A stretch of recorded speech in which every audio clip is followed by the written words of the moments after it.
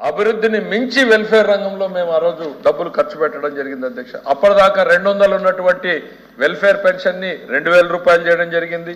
రైతులకి form loan waiver దాదాపు 15,000 కోట్ల రూపాయలు చేయడం జరిగింది.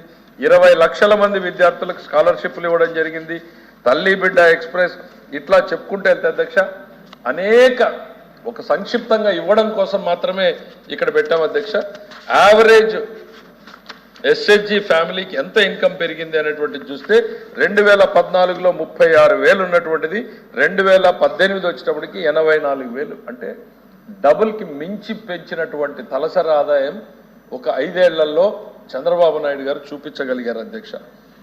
ఆ రోజున రూరల్ హౌసెస్లో కానీ అర్బన్ హౌసెస్లో కానీ అద్భుతంగా చేసినటువంటి పరిస్థితి ఉంది అధ్యక్ష.